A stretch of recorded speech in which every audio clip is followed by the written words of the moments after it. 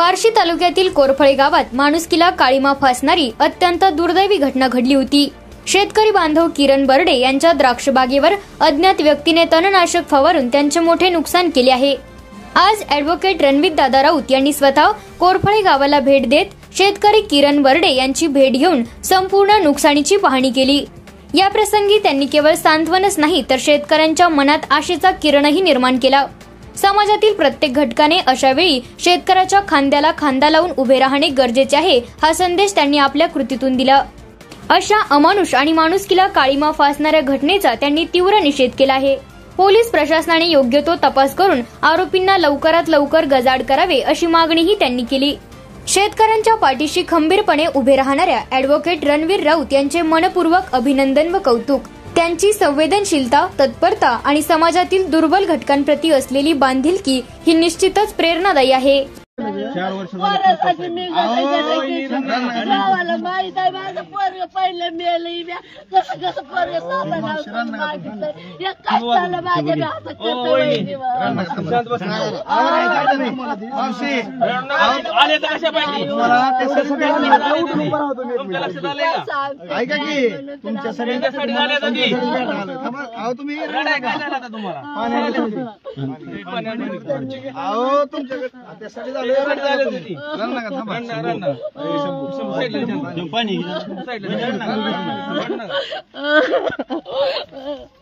बाकीचं काय मला नाही पाहिजे, माझ्या पोराला आम्हाला न्याय द्यावा। एवढं कष्टाने केलेलं असं करते गेलं आम्ही बघून आम्ही गप बसलो तुमच्यासाठी समजण्यासाठी। माझ्या पोरानं साक्षात बघितलेलं आहे।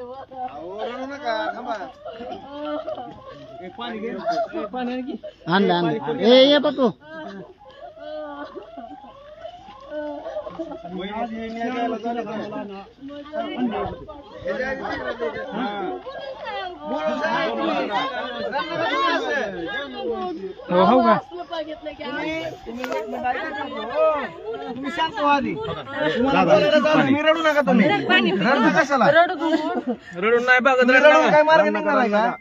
तुम्ही 4 वर्ष झाला पहिल्यापासून होतो। पहिली गोष्ट तुम्हाला सांगतो, लाईटीची अडचण असते। 1 वर्षी बॅलर मध्ये होतलं पहिल्या वर्षी आम्ही त्याला पाणी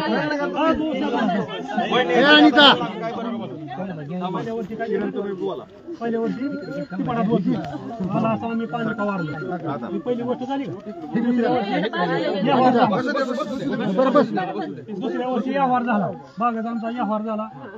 2 दिवसांनी बाग उचलायची, 6 गावात अशी काताडी डॅमेज केली, म्हणजे फोटो सुद्धा आहे त्याला। हे 3रं वर्ष गावाला माहिती आहे 4 वर्ष असं होतं, आम्ही पोबाटा करीत होतो माहित आहे का। आता ह्या वर्षी आम्हाला फवाराच गावाला समस्या का असं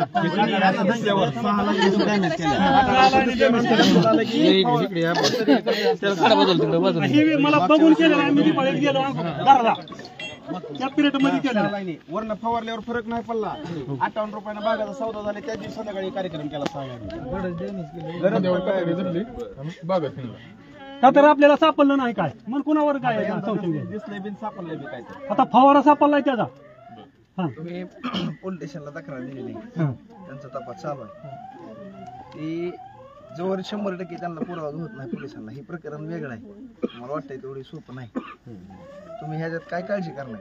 100% तुम्हाला न्याय भेट। आम्हाला न्याय पाहिजे, आम्हाला दुष्काळ आहे, वरचा आम्हाला जमून दिला।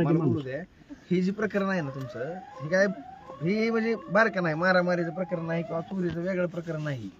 त्या प्रकरणाची मानसिकता लोकांची वेगळी राहते। सगळा समाज तुमच्या बरोबर आहे, बस दुसरं ज्याला ज्याला एक मन आहे, प्रत्येकाची सहानुभूती तुमच्या बरोबर आहे। असं दुश्मनाचं बी कुणाचं होणे कुणी अशी ही चांगली गोष्ट नाही।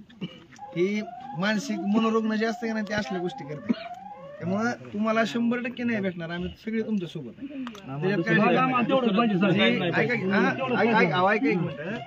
जी कोणी आरोपी असेल, गुन्हेगार असेल, त्याला 100% पोलिस पकडतात। आणि ही अशी गोष्ट काय झाकून राहत नसते।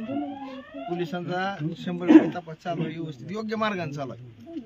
त्यांच्या रिसोर्ट माझं बोलणं बी झालं रात्री त्यांचं साहेब कोणी घालून सर बघा, आम्ही शेतकरी आहे की आम्ही शेतकरी आहेत, कुणीच कुणाला पाठी घालायचं नाही। तुम्हाला एक सांगतो, आम्हाला कुणावर अन्याय बी करायचा नाही. चुकीचा माणूस धरून बी घ्यायचा नाही आम्हाला. कुठल्या गोष्टीत किती मध्ये पडायची कोणी हे ज्याला त्याला कळत हा बस बस एवढं बस.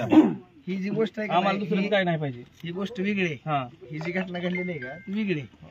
बस एवढंच पाहिजे सर. हे असं एखाद्याचं नुकसान करणं किंवा त्याला खपवणं अशा बाबतीत ही चांगलं नाही नाही. आणि कुणाला शोभत मारामारी झाली असती तर काहीच विषय नव्हता. तुम्हाला मी आधीच म्हणलं ती प्रकरण वेगळं बरं राहतंय. मला ते समोर येऊन बी बोलू द्यावं. ते पाठीत वारा नाही, असतो. ऐका की, आता माझं म्हणणं काय तुम्हाला ज्याच्यावर संशय आहे ती 100% तुमच्या पण जे पोलीस यंत्रणेत नाव येईल तुम्ही जी माहिती देईल त्या पद्धतीने त्यांचा तपास चालू आहे. गडबड करणार कोणी सुद्धा आणि तुम्ही पहिल्यांदा खचू नका.